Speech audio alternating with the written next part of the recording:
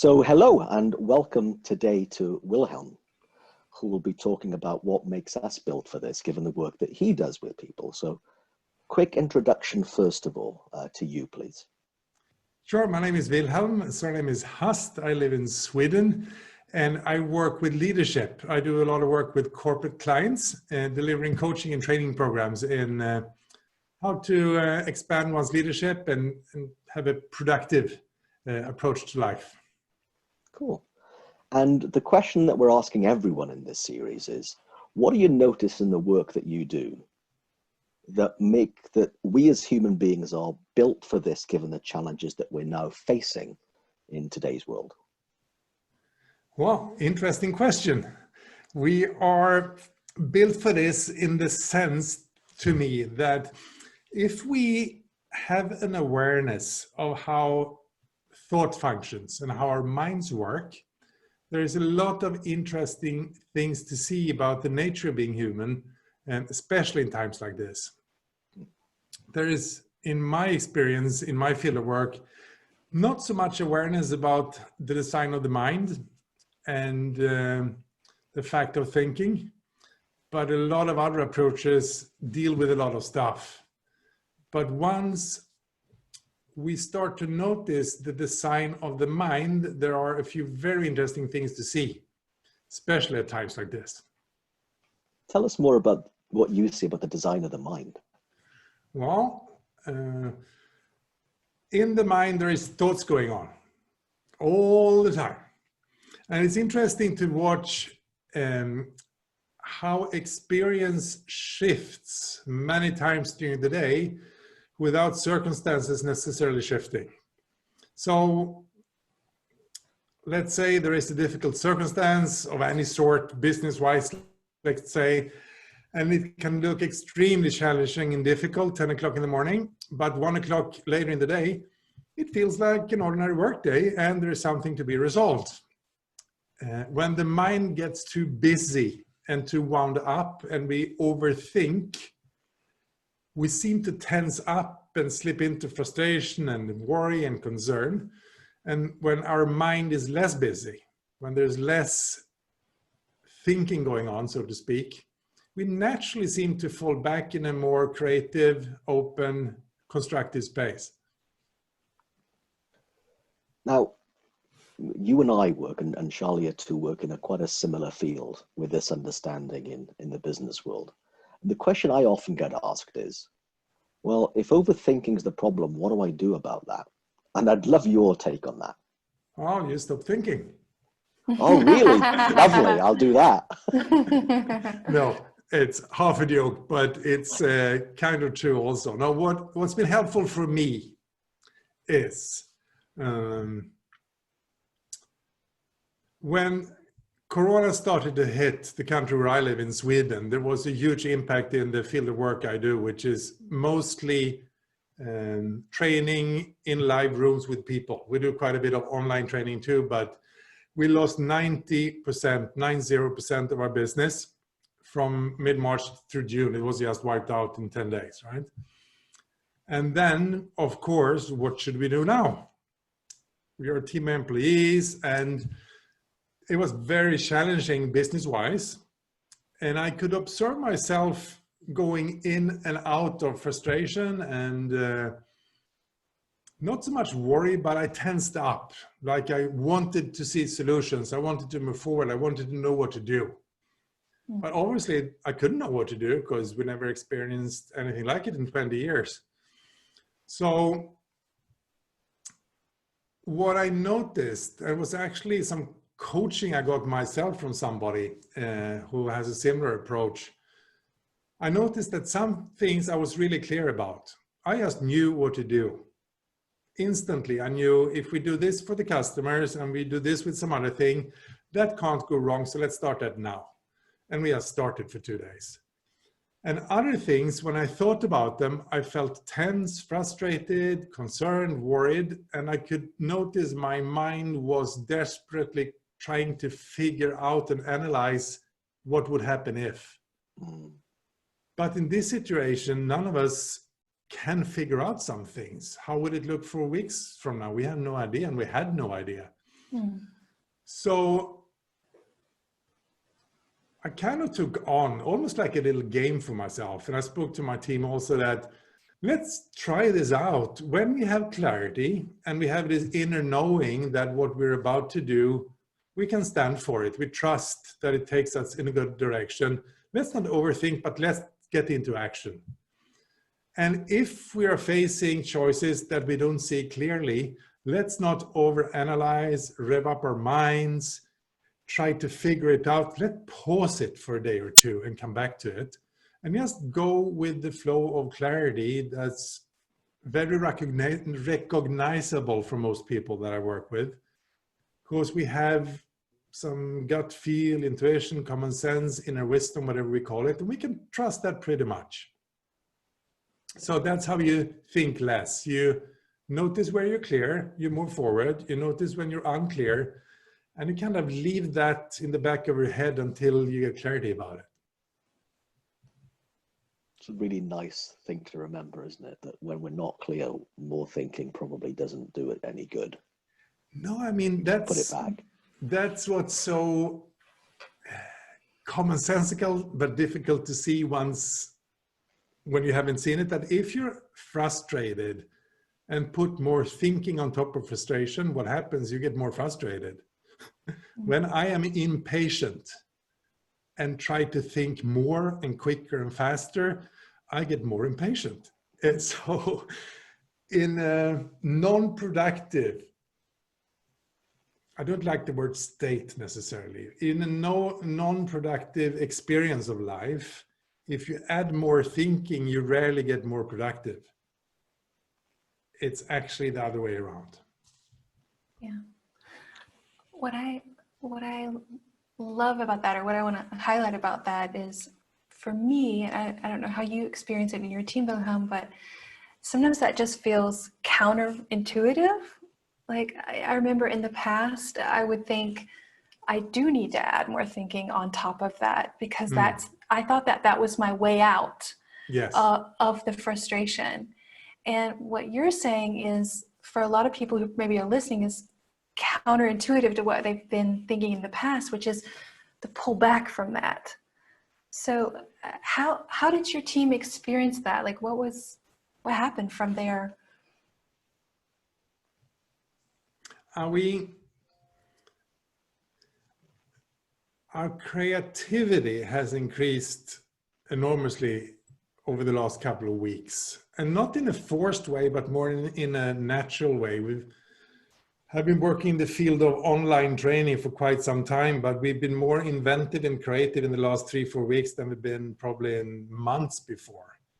And it's not forced, it's just, I love this metaphor or analogy that if I'm standing at the bus stop and I see somebody on that bus stop that I recognize, oh, I know this person really well.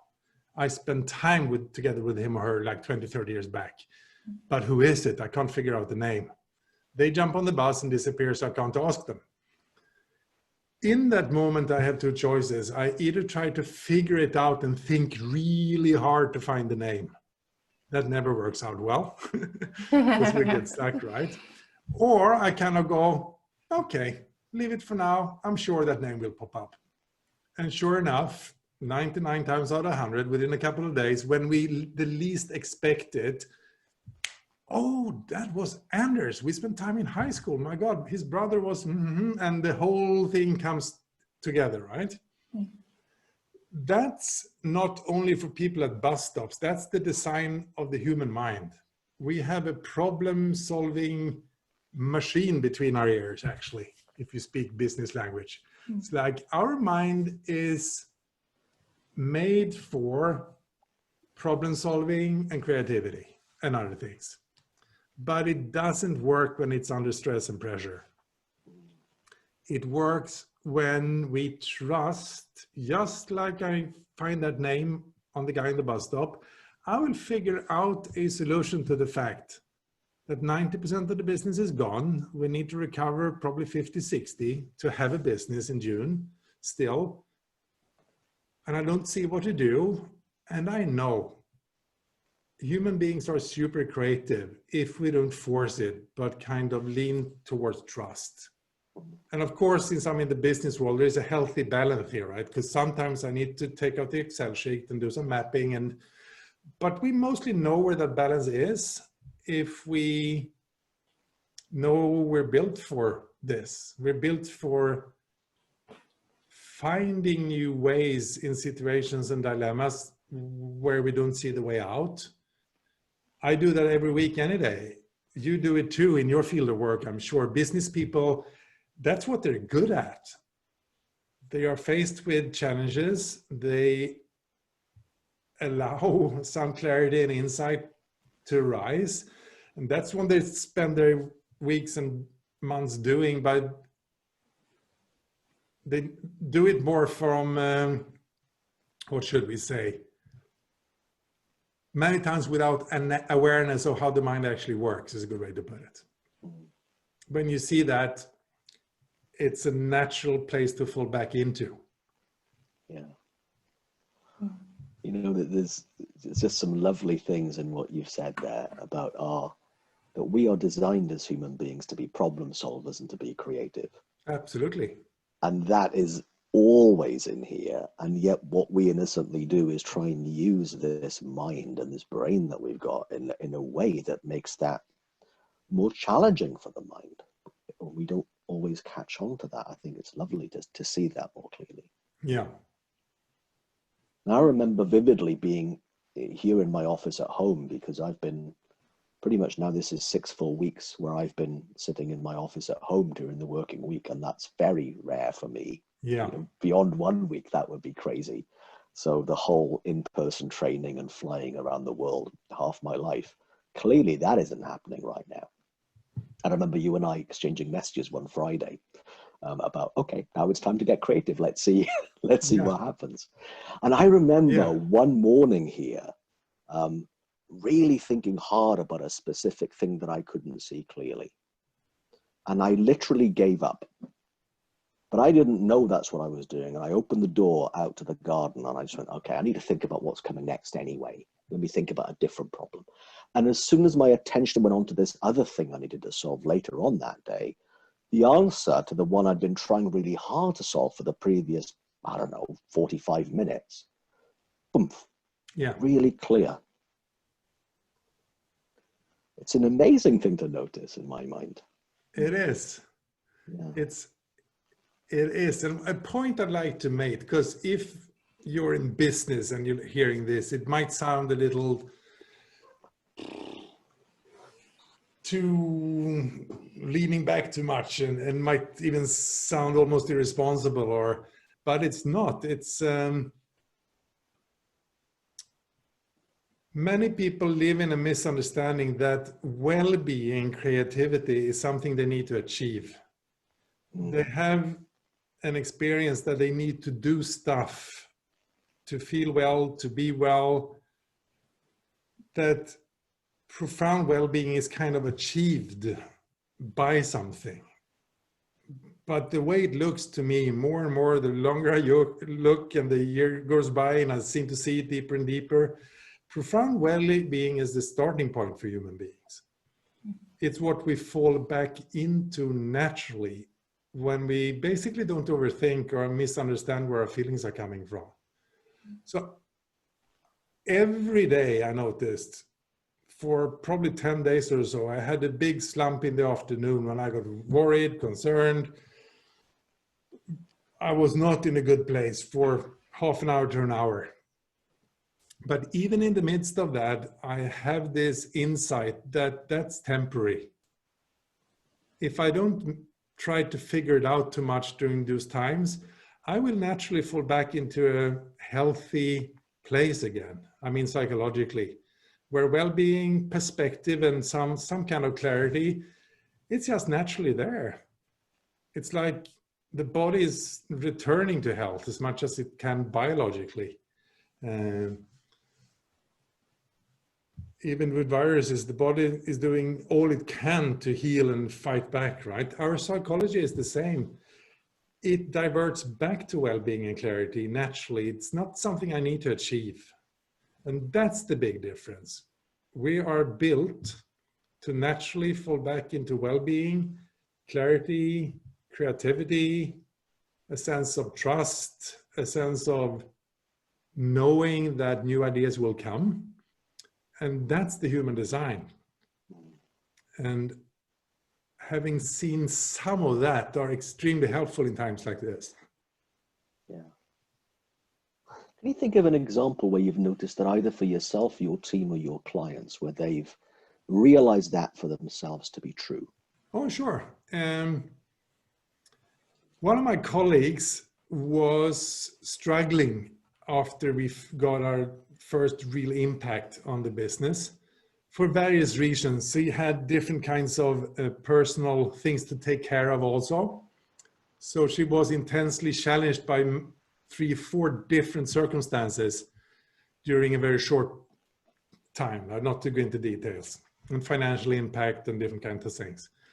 So for about 4 or 5 days, she didn't show up as a leader. She was worried, concerned, stuck in details, and I needed to catch myself not being frustrated, because after all, I'm actually her boss also, so I should provide leadership. But then I realized, oh my God, she's really more lost than I realized, because she's a really good consultant and leader. But it suddenly struck me, wow, she completely lost her foothold, it seems like. And I didn't catch it because we never met, we just spoke online. So I had a heart-to-heart talk to her and basically shared what I experienced, that she really lost her foothold and that she was way more challenged than I realized. And I kind of apologized for not being more awake to where she was at. And in about 20 minutes, it's quite moving actually, she was back to her sense of leadership and self and creative, and she woke up to the enormous amount of worry she started to have for her kids and some other things in life. And she just caught herself having been completely lost in her thought. And it isn't a 4-month process after that, or 2 years something, or 14 methods to apply. 20 minutes, the thoughts dropped off her busy mind, and she woke up and said, yeah, God, I really lost myself. That's stupid. I should go to the hairdresser so I feel good again. I should do this, I should do that. And the next day she was just back on track like 10 days ago, and has been since. She's more creative than me and my colleague are. Like today, she has some great stuff that supported us immensely, although was it 2 days ago we spoke? Feels like a week now. So my point is, when thought shifts, experience shifts. Yeah. It's a matter of minutes. It's not the recovery process. And people who see this, I'm sure they recognize moments in their life when there was either danger or an emergency or a really difficult circumstance, but they kind of found themselves more present, more focused, and more awake to life than normal. It has very little to do with circumstance, actually, when we examine it, and it has all to do with being curious about where what I'm actually experiencing in the moment is coming from. And it's definitely coming from thought way more than it looks. Yeah. That I know. Yeah. That's such a great example. And again, one thing that you've said there, as well as what you said earlier about problem solvers and creative by design, yes, is the fact that psychologically, clear and being psychological wellness is our default. And I think when we just grasp that, you're right, there's absolutely nothing for us to do to go back to equilibrium. Yeah. It's just the natural where we tend to go. Yeah. Thank you so much. This has been an absolute joy. And when anyone wants to find more about Wilhelm and your work and your company, we've included the link below. And great. For all of you watching, delighted that you've spent this last 20 minutes with us. And there's a lots more short video conversations with people like Wilhelm who can just share more about the fact that we as humans are built for this in all aspects of life. Great. Thanks for having me and great speaking to you too. Thanks, Likewise. Wilhelm. Yeah, See thank you you. soon. Bye. Thanks.